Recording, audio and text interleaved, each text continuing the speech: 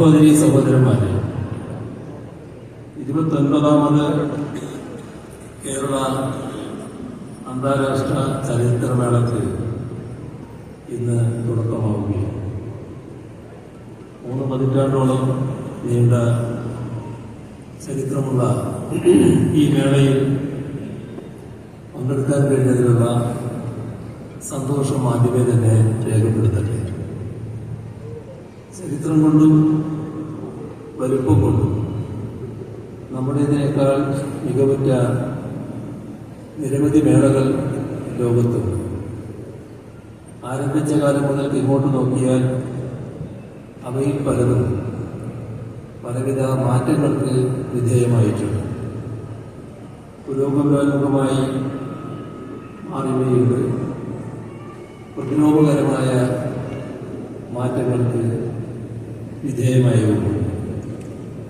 കേരളത്തിലെ അന്താരാഷ്ട്ര ചലച്ചിത്രമേളയെക്കുറിച്ച് പരിശോധന നടത്തിയാൽ നമുക്ക് കാണാൻ കഴിയുന്ന ഒരു വസ്തുതയും രാഷ്ട്രീയ ഉള്ളടക്കത്തിൻ്റെ കാര്യത്തിലായാലും ഉൾക്കാമ്പിൻ്റെ കാര്യത്തിലായാലും ഈ മേള ബഹുദൂരം മുന്നോട്ട് പോയിരിക്കുന്നു എന്നതാണ്.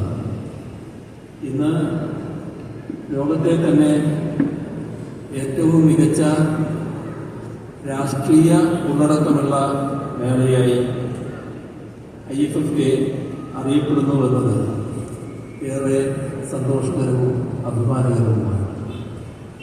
സിനിമാ പ്രദർശനം മാത്രമല്ല ഈ മേളയിൽ നടക്കുന്നത്. ഇവിടെ നടക്കുന്ന ചർച്ചകൾ, അഭിപ്രായ പ്രകടനങ്ങൾ ഇവയൊക്കെ പുരോഗമന സ്വഭാവമുള്ളവയാണ്. ചലച്ചിത്രമേള എന്നതിനപ്പുറം യുവതി യുവാക്കൾക്ക് കലാസാംസ്കാരിക ഫാഷൻ രംഗങ്ങളിൽ ഈ പുതുകാലത്ത് ഉയർന്നു വരുന്ന ട്രെൻഡുകളെ പരിചയപ്പെടുത്താനുമുള്ള വേദി കൂടിയായി ഈ ചലച്ചിത്രോത്സവം മാറുന്നു. എല്ലാവിധ ഭേദചിന്തകൾക്കും അതീതമായി യുവാക്കളുടെ കൂട്ടായ്മകൾ ഈ ഉത്സവത്തിൽ രൂപപ്പെടുത്തുമെന്നത് ഏറെ സന്തോഷം പകരുന്ന കാര്യമാണ്. മനുഷ്യവംശത്തിന്റെ ചരിത്രത്തിൽ സൃഷ്ടിക്കപ്പെട്ട കലാരൂപങ്ങൾ എടുക്കുന്നു. അവയിൽ ഇന്ന് നിലനിൽക്കുന്ന കലാരൂപങ്ങളിൽ ഏറ്റവും ജനകീയമായത് ഏത് എന്ന് ചോദിച്ചാൽ തീർച്ചയായും സിനിമ എന്ന് തന്നെയാണ് ഉത്തരം. ലൂമിയർ സഹോദരന്മാരിൽ തുടങ്ങിയ സിനിമയുടെ ചരിത്രം ഇന്ന് ആർട്ടിഫിഷ്യൽ ഇന്റലിജൻസിന്റെ സ്വാധീനത്തിൽ എത്തിനിൽക്കുന്നു. സാങ്കേതിക രംഗത്തെ വികാസം ഇത്രയേറെ ചടുലമായ മാറ്റങ്ങൾ വരുത്തുന്ന മറ്റൊരു കലാരംഗവും ഉണ്ടാകില്ല. അതുകൊണ്ട് തന്നെ സമൂഹത്തിന്റെ നേർ പ്രതിഫലനമാണ് പലപ്പോഴും സിനിമയിൽ ഉണ്ടാകുന്നത് എന്ന് പറയേണ്ടി വരും. ആ പ്രാധാന്യത്തെ ഉൾക്കൊണ്ടുകൊണ്ട് സാമൂഹ്യാവസ്ഥകളെ പ്രതിഫലിപ്പിക്കാനുള്ള ഉപാധിയായി ഈ അന്താരാഷ്ട്ര ചലച്ചിത്രമേളയും മാറിത്തീരുന്നുണ്ട്. ഈ ചലച്ചിത്രമേളയിലെ കൺട്രി ഫോക്കസ് വിഭാഗം പരിശോധിച്ചാൽ തന്നെ അത് മനസ്സിലാകും. കഴിഞ്ഞ ചലച്ചിത്രമേളയിൽ നമ്മൾ പാലസ്തീൻ ഐക്യദാർഢ്യ ചലച്ചിത്രങ്ങൾ പ്രദർശിപ്പിച്ചു. അന്ന് ആ രാജ്യത്ത് നിലനിന്നിരുന്ന അവസ്ഥ കൂടുതൽ മോശമാകുന്ന നിലയാണ് ഇപ്പോഴുള്ളത്.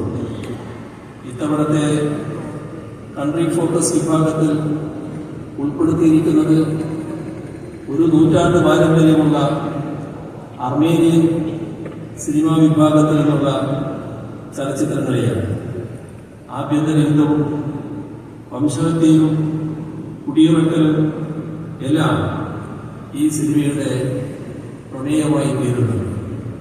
ഇത്തരത്തിൽ അടിച്ചമർത്തപ്പെടുന്നവരുടെയും പീഡിപ്പിക്കപ്പെടുന്നവരുടെയും ഒപ്പം നിന്ന് അവരുടെ ജീവിതാവസ്ഥകൾ ലോകത്തിന് മുന്നിലേക്ക് എത്തിക്കാനാണ് ഈ ചലച്ചിത്രമേളയിലൂടെ നമ്മൾ ശ്രമിച്ചുകൊണ്ടിരിക്കുന്നത്. മൂന്നാം ലോക സിനിമയ്ക്ക് പ്രത്യേക പ്രാധാന്യം നൽകുന്ന മേളയാണ്. മൂന്നാം ലോക സിനിമകളുടെ ശക്തനായ വക്താവായിരുന്ന ഗ്ലോബൽ റോഷയുടെ ചിത്രങ്ങൾ ഈ മേളയിൽ പ്രദർശിപ്പിക്കുന്നത്. ബ്രസീലിലെ സൈനിക സ്വച്ഛാധിപത്യത്തിന്റെ കഥ പറയുന്ന ഐ ആം സ്റ്റിൽ ഹിയർ ആണ് ഈ മേളയുടെ ഉദ്ഘാടന ചിത്രം. വിഖ്യാത ഹോങ്കോങ് സംവിധായകയും തിരക്കഥാകൃത്തും നിർമ്മാതാവും നടിയുമായ ആൻ ഹുയിക്കാണ് ഇത്തവണത്തെ ലൈഫ് ടൈം അച്ചീവ്മെന്റ് അവാർഡ് സമർപ്പിക്കപ്പെടുന്നത്. ഹോങ്കോങ് സിനിമയെ അടിമുടി മാറ്റിപ്പണിത നവതരംഗ സിനിമാ പ്രസ്ഥാനത്തിന്റെ മുൻനിരക്കാരിയായാണ് ആൻ ഹുയി അറിയപ്പെടുന്നത്. അന്താരാഷ്ട്ര തലത്തിൽ നിരവധി അംഗീകാരങ്ങൾ ഇതിനകം ഈ ചലച്ചിത്രകാരിക്ക് ലഭിച്ചിട്ടുണ്ട്.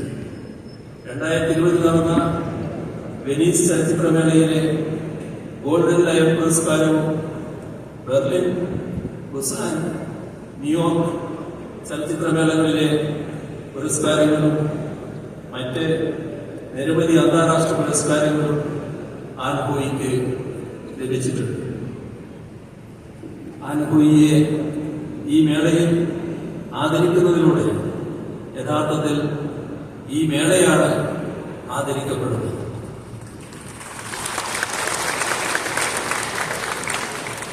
ഈ ഉദ്ഘാടന ചടങ്ങിൽ വിശിഷ്ട അതിഥിയായി എത്തിയിരിക്കുന്നത് വിഖ്യാത നടി ശ്രീമതി ശബാന ആസ്മിയാണ്.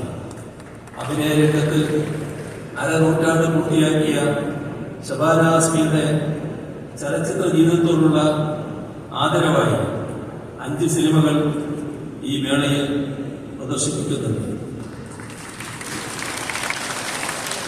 ഇന്ത്യൻ നവതരംഗ സിനിമയുടെ തുടക്കകാലത്ത് ചലച്ചിത്ര രംഗത്ത് ചുവടുറപ്പിക്കുകയും തുടർന്നുള്ള ദശകങ്ങളിൽ ഇന്ത്യൻ സിനിമയിലെ ശക്തമായ സ്ത്രീ സാന്നിധ്യമായി മാറുകയും ചെയ്ത ശബാന ആസ്മി 160-ൽ പരം സിനിമകളിൽ വേഷമിട്ടിട്ടുണ്ട്.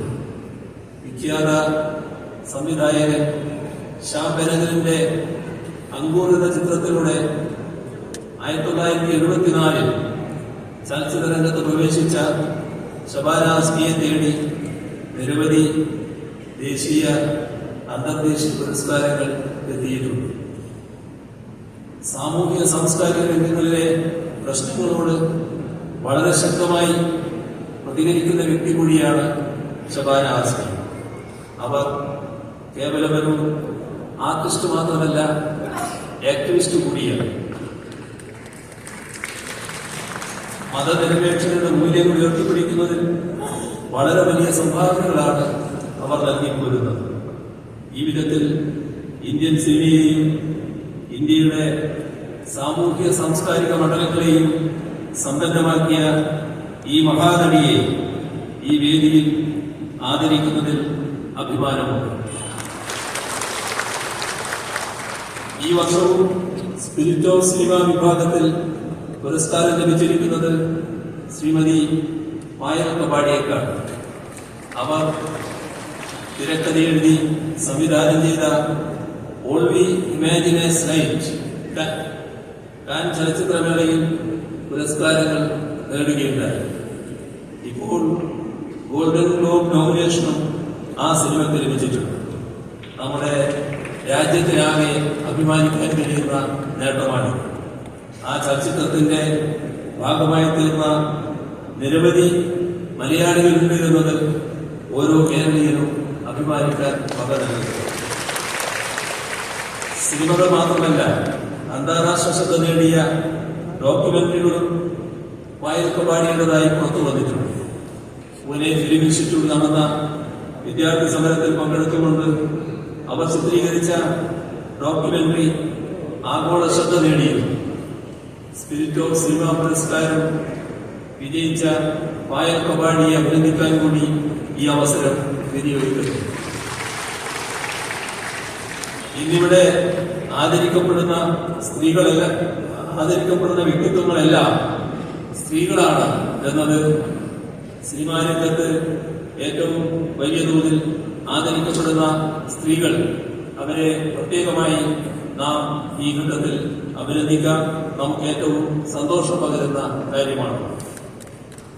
സ്ത്രീകൾ കൂടുതലായി കടന്നു വരുന്നതിന്റെയും കലാമൂല്യമുള്ള ചലച്ചിത്രങ്ങൾ സൃഷ്ടിക്കുന്നതിന്റെയും ദൃഷ്ടാന്തമായാണ് ഇതിനെ കാണേണ്ടത്. ഇത്തരത്തിലുള്ള ഇടപെടലുകളെ പ്രോത്സാഹിപ്പിക്കാൻ നമ്മുടെ സംസ്ഥാനം നല്ല രീതിയിൽ ശ്രമിക്കുന്നുണ്ട്. സർക്കാരും ആ ശ്രമം നടത്തുന്നുണ്ട്. വനിതാ സംവിധായകർക്ക് ചലച്ചിത്രം നിർമ്മിക്കാൻ ധനസഹായമടക്കം ലഭ്യമാക്കുന്നുണ്ട് എന്ന കാര്യം സിനിമാ പ്രവർത്തകർക്കെല്ലാം അറിയാവുന്ന വസ്തുതയാണ്. ഈ രംഗത്തേക്ക് കടന്നു വരുന്ന കലാകാരികൾക്ക് അന്തസ്സോടെ അവരുടെ പ്രതിഭ തെളിയിക്കാനുള്ള അന്തരീക്ഷം ഉറപ്പാക്കുമെന്നുകൂടി ഈ ഘട്ടത്തിൽ അറിയിക്കട്ടെ. സിനിമാ ആസ്വാദകരുടെയും സിനിമാ രംഗത്തേക്ക് എത്തിപ്പെടാൻ ആഗ്രഹിക്കുന്നവരുടെയും സിനിമാ പ്രവർത്തകരുടെയും സംഗമവേദി കൂടിയാണ് ഈ മേള. പുതിയ കാലഘട്ടത്തിൽ സിനിമാ രംഗത്തേക്ക് കോർപ്പറേറ്റുകൾ കടന്നു വരുന്നുണ്ട്. ഒരു വ്യവസായം എന്ന നിലയിൽ അത് സ്വാഭാവികമാണ്. പക്ഷേ അതിനുമപ്പുറം കോർപ്പറേറ്റ് താല്പര്യങ്ങൾക്കനുസൃതമായ പ്ലാറ്റ്ഫോമുകൾ സൃഷ്ടിക്കപ്പെടുന്നു. അവർക്ക് അനുയോജ്യമായ രീതിയിൽ സിനിമകൾ സൃഷ്ടിക്കപ്പെടാൻ സമ്മർദ്ദമുണ്ടാകുന്നു. ഈ കാര്യങ്ങൾ നാം ഗൗരവത്തോടെ കാണേണ്ടതാണ്. വൈവിധ്യമാർന്ന വിഷയങ്ങളെ കൈകാര്യം ചെയ്തുകൊണ്ടാണ് ഇക്കാലയളവിൽ ലോകത്താകമാനം സിനിമാ രംഗം വളർച്ചയും മുന്നേറ്റവും കൈവരിച്ചത്. ഏതെങ്കിലും ഒരു വിഭാഗത്തിൽപ്പെട്ട ചിത്രങ്ങൾ മാത്രം സൃഷ്ടിക്കുകയോ ചില പ്രത്യേക കാഴ്ചപ്പാടുകൾ മാത്രം അവതരിപ്പിക്കുകയോ ചെയ്താൽ അത് സിനിമാ രംഗത്തിന്റെ ശോഷണത്തിന് മാത്രമേ വഴിവെക്കുകയുള്ളൂ. അതുകൊണ്ട് തന്നെ വിവിധങ്ങളായ വിഷയങ്ങളെയും സാമൂഹ്യ യാഥാർത്ഥ്യങ്ങളെയും കൂടി പ്രതിഫലിപ്പിക്കാൻ കഴിയുന്ന കലാമൂല്യമുള്ള സിനിമകൾ സൃഷ്ടിക്കാനും സ്വീകരിക്കാനും സിനിമാ മേഖലയിലുള്ള എല്ലാവരും ശ്രദ്ധിക്കണമെന്ന് കൂടിയാണ് അഭ്യർത്ഥിക്കാനുള്ളത്. ഏവർക്കും മികച്ച ദൃശ്യാനുഭവം ആശംസിച്ചുകൊണ്ട് 29ാമത് കേരള ചലച്ചിത്രമേളയുടെ ഉദ്ഘാടനം വളരെ സന്തോഷത്തോടെ നിർവഹിച്ചതായി അറിയിച്ചുകൊണ്ട് അവസാനിപ്പിക്കുന്നു. സ്നേഹാഭിവാദം.